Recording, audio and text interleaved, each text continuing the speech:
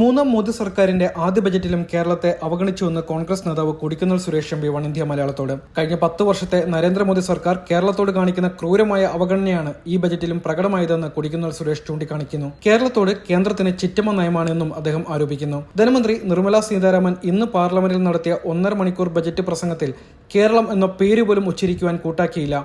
കേരളത്തിന്റെ കാലങ്ങളായിട്ടുള്ള ആവശ്യമാണ് എയിംസ്. ഇത്തവണ എയിംസിനെ കുറിച്ച് ഒരു പരാമർശവും കേരളത്തിനു വേണ്ടി ഉണ്ടായിട്ടില്ല. 2 വെള്ളപ്പൊക്ക ബാധിത സംസ്ഥാനമായിരുന്നിട്ട് കൂടി കേരളത്തെ ആ നിലയ്ക്കും പരിഗണിച്ചില്ല. ആന്ധ്രാപ്രദേശിനും ഹിമാചൽ പ്രദേശിനും ബീഹാറിനും അനുവദിച്ച വെള്ളപ്പൊക്ക നിവാരണ സഹായത്തിന് കേരളത്തിന് തീർച്ചയായും അർഹതയുണ്ടായിരുന്നു.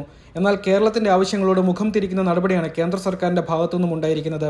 റബ്ബർ അടക്കമുള്ള കാർഷിക വിളകളിൽ കേരളത്തിന്റെ ആവശ്യം പരിഗണിക്കുവാൻ കേന്ദ്ര സർക്കാർ തയ്യാറായിട്ടില്ല.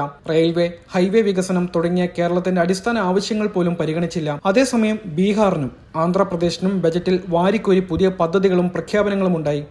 കേരളത്തിലെ ജനങ്ങളോടുള്ള വെല്ലുവിളി കൂടിയാണിത്. പാർലമെന്റിലെ ബജറ്റ് ചർച്ചയിൽ ഇക്കാര്യം ചൂണ്ടിക്കാണിക്കുമെന്നും അദ്ദേഹം വ്യക്തമാക്കി. കേരളത്തിലെ എംപിമാർക്ക് ബജറ്റ് സെഷനിൽ സംസാരിക്കുവാൻ അവസരം ലഭിക്കും. കേരളത്തോട് BJP സർക്കാർ കാണിച്ച അവഗണന ബജറ്റ് സെഷനിൽ സംസാരിക്കുന്ന സംസ്ഥാനത്തെ എംപിമാരെല്ലാം കൂട്ടായി ചൂണ്ടിക്കാണിക്കുമെന്നും ഇത് സംബന്ധിച്ച് ബജറ്റ് ചർച്ചയിൽ ശക്തമായ പ്രതിഷേധമുയർത്തുമെന്നും കൊടിക്കുന്നിൽ പറയുന്നു.